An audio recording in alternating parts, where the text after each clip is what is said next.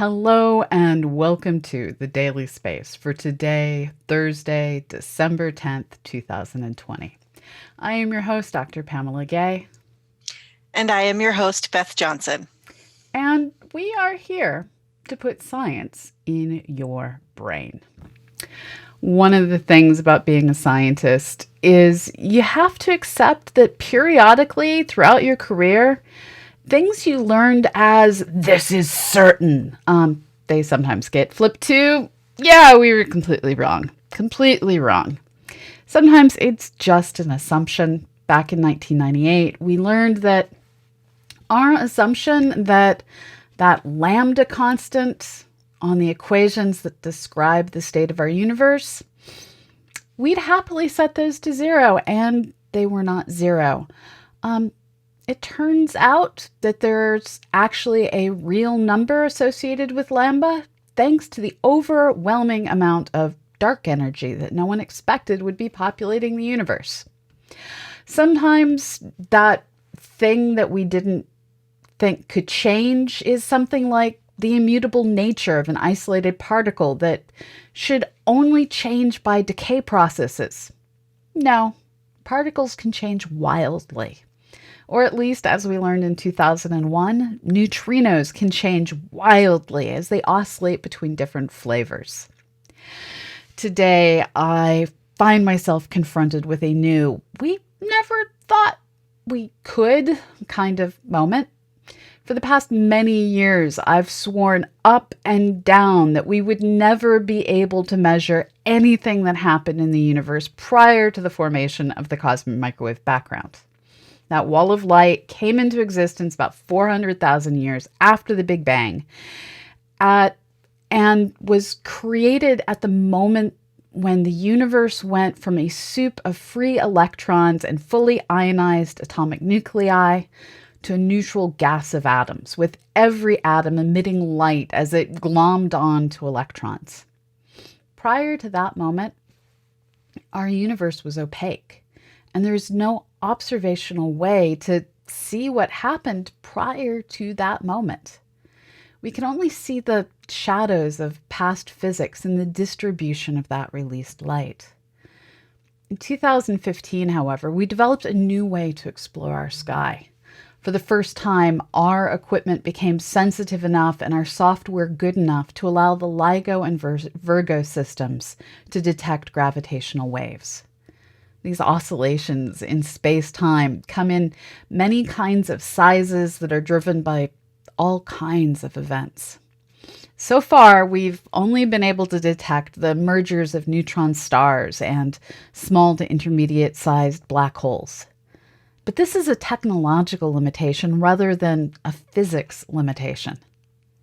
In a new paper in Phys Rev Letters, researchers led by graduate student Silvia Viscovane have developed a potential technique for separating out the shouts of nearby gravitational wave sources and to sort through the background noise to detect those gravitational waves that originated in the early universe. If this can be done, it will allow us to get data from a time before the formation of the cosmic microwave background. According to Viscovane, if the strength of the primordial signal is within the range of what next generation detectors can detect, which it might be, then it would be a matter of more or less just turning the crank on the data using this method we've developed.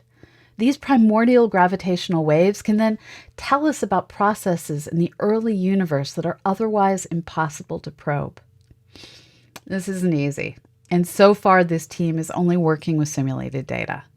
But their technique is recovering their simulated background of gravitational waves, and this is no easy task. As Biscovny explains, the analogy I like to make is, if you're at a rock concert, the primordial background is like the hum of the lights on stage, and the astrophysical foreground is like all the conversations of all the people around you. You can subtract out the individual conversations up to a certain distance, but then the ones that are really far away or really faint are still happening, but you can't distinguish them. When you go to measure how loud the stage lights are humming, you'll get this contamination from these extra conversations that you can't get rid of because you can't actually tease them out. Well, couldn't in the past. Her software figured out a way to do it. So it turns out we may be able to sense signals back to the beginning of the universe.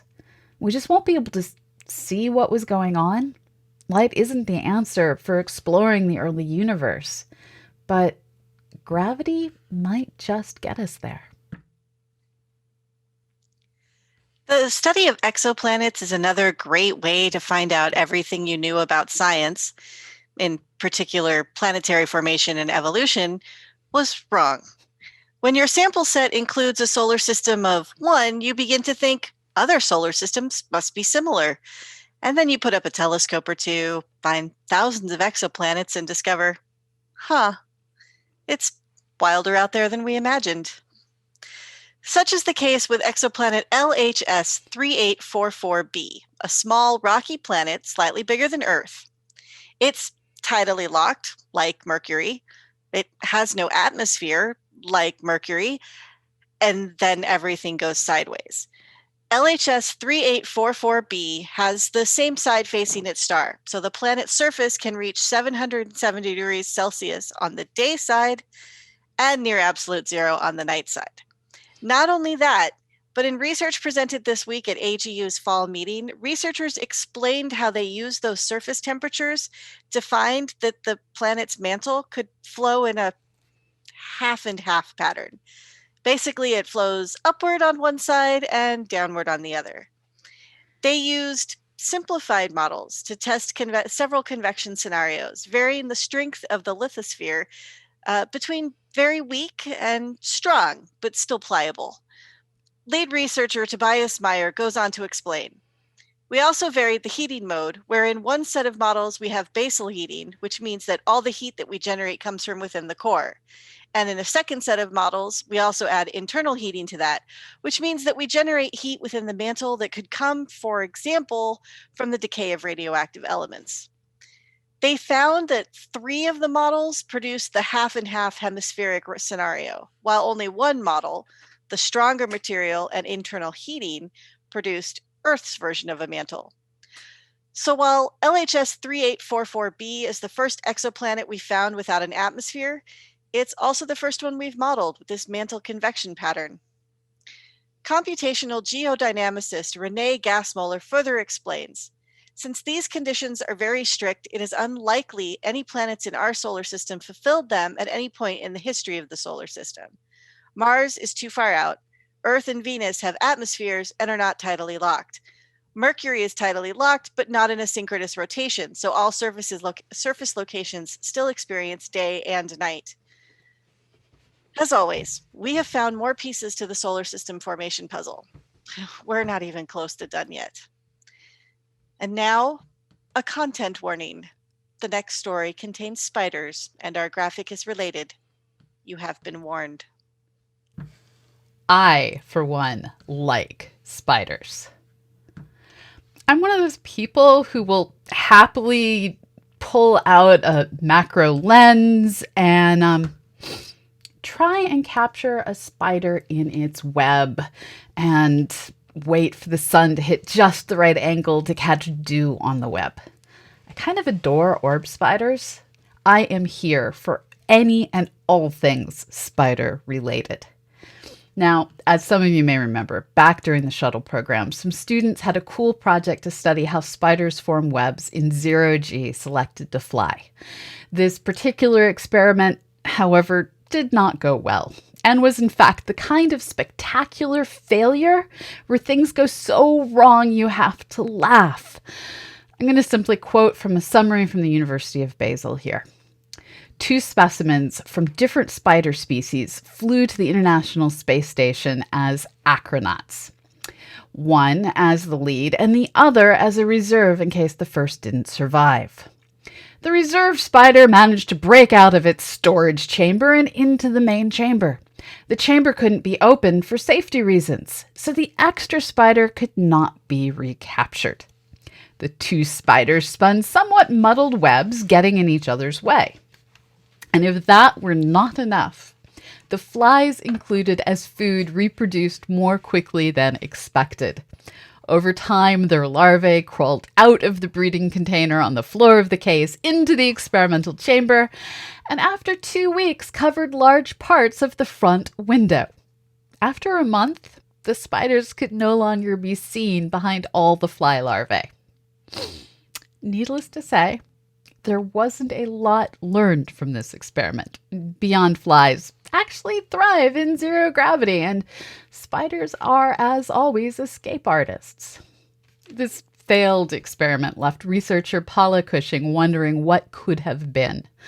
And in 2011, she was able to work with Dr. Samuel Zosky to do a better experiment. Their results are now published in the journal Science of Nature. Their intention was to launch two identical spiders in identical habitats into space and have two control spiders on Earth. While they meant to have 4 female spiders, it turned out 2 of their spiders were actually male presenting once they grew large enough to be easily differentiated. But one of those boys was on the Earth and the other one was in space, so the research could proceed. Here on Earth, spiders are known to build their webs in all kinds of lighting and lack of lighting conditions. In general, those webs have the highest density area. That bullseye of concentric rings we call the center, it's actually off-center and located higher up in the web. The spiders typically hang in that nexus with their head facing downward as they wait for prey to get stuck. Now, because spiders build identical webs with and without light, it was assumed light played no role in web construction. But you know what they say about assumptions.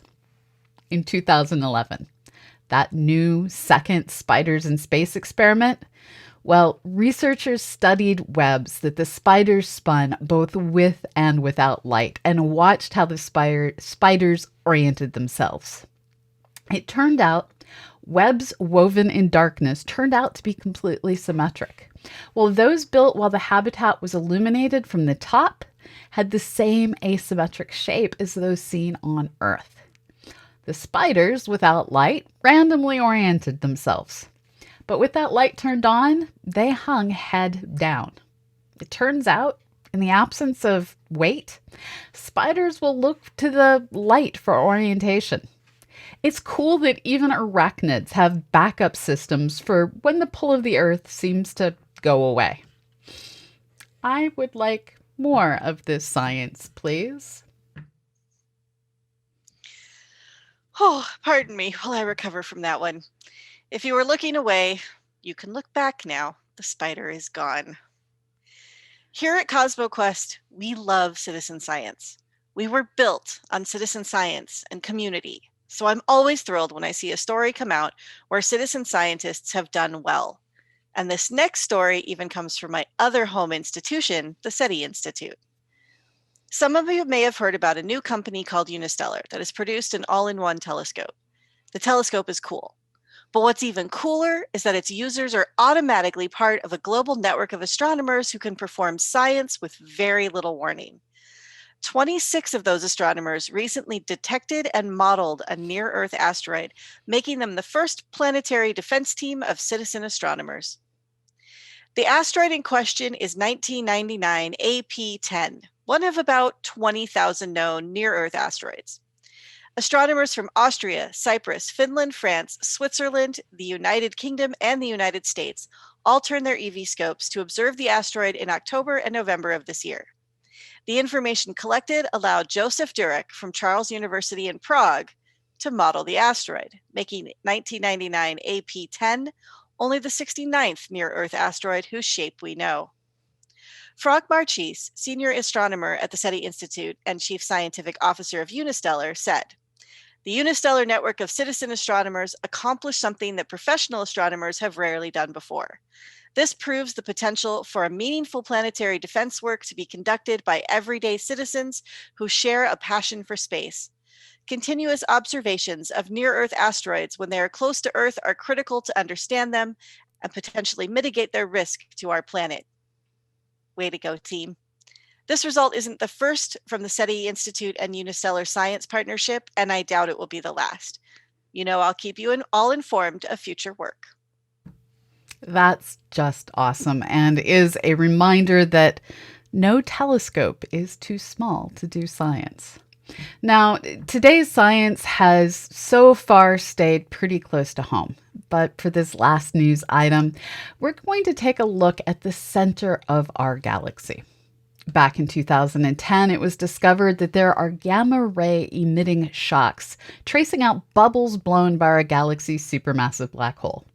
At some point in the distant past, our supermassive black hole consumed a bunch of who knows what and became temporarily active, and the magnetic fields associated with that activity spewed material out that blew bubbles in the material in the central bulge and beyond. An additional X-ray arc had been previously discovered earlier this year, but only on one side of the galaxy, in the direction we generally think of as up or north. And this asymmetry made people think that this wasn't related to those bubbles. Well, it turns out that with further observations, we were able to find matching bubbles.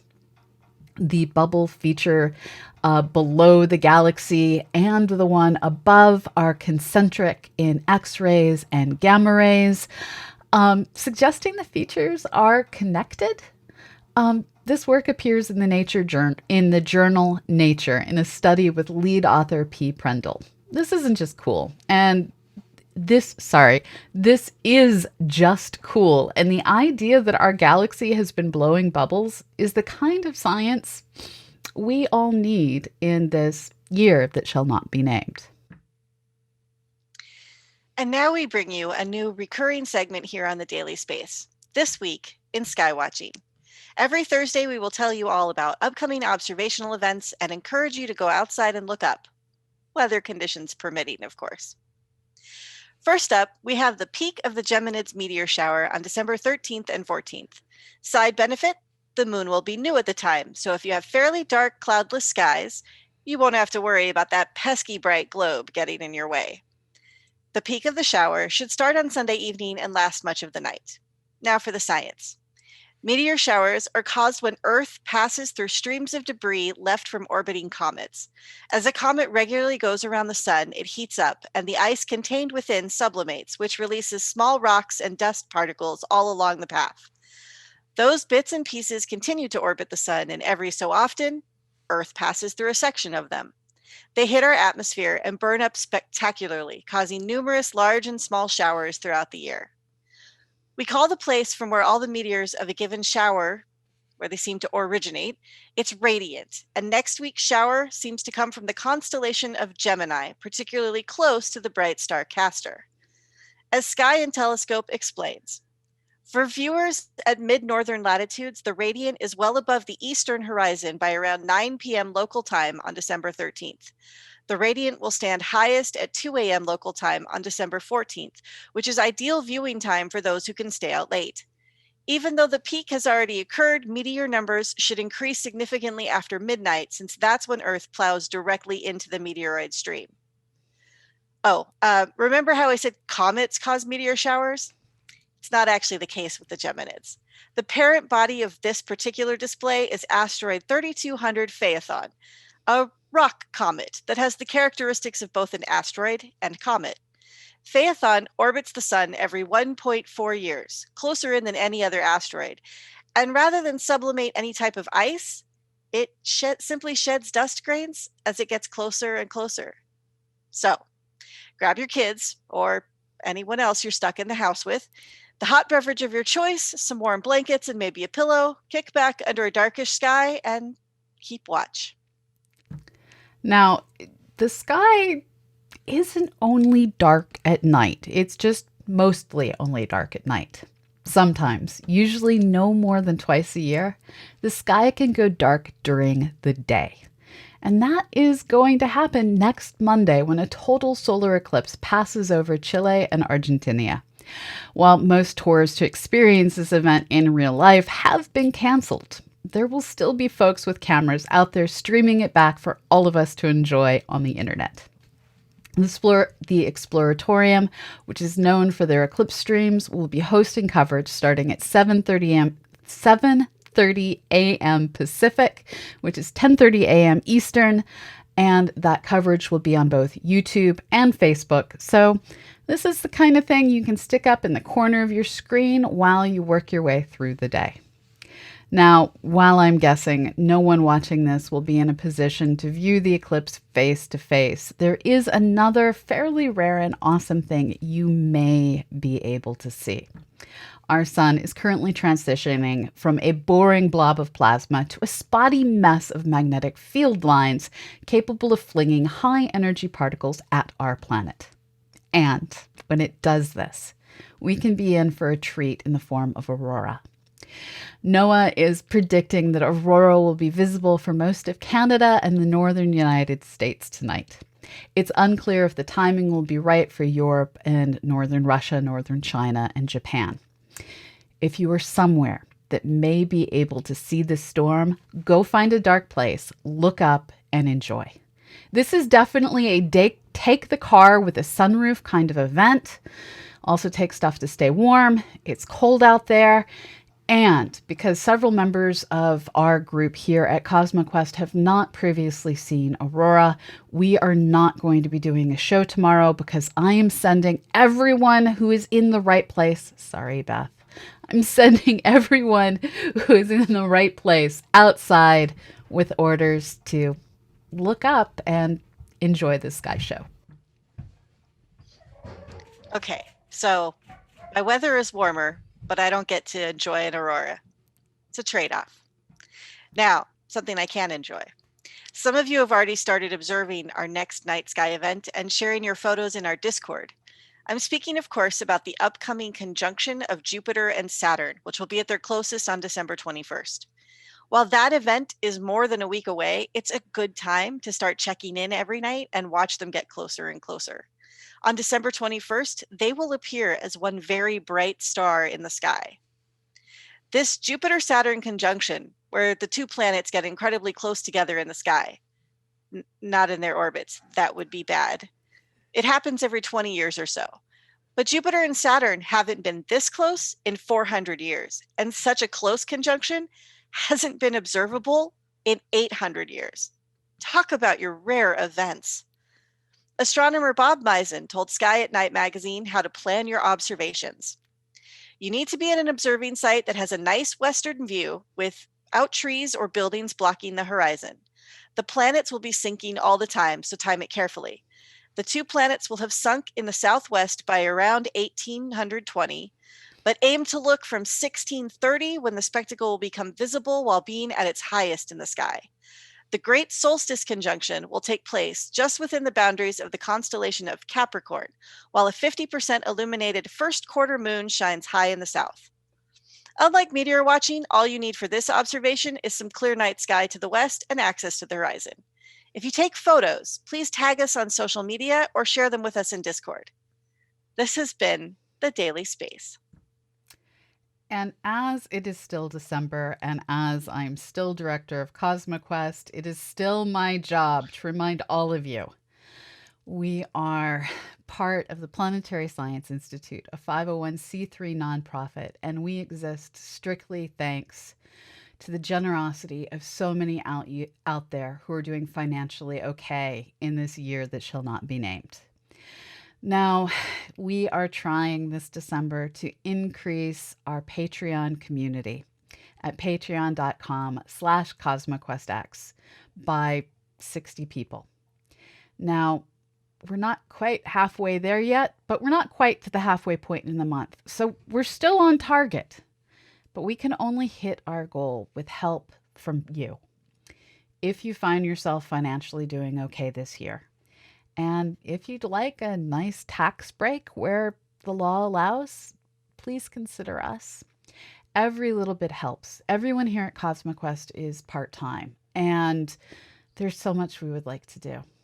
And we can only do it with your help. I hate asking for money. As soon as we hit 60 new people, I'm going to stop begging. Please join our Patreon community at patreon.com/CosmoQuestX. All right, this has really been the Daily Space.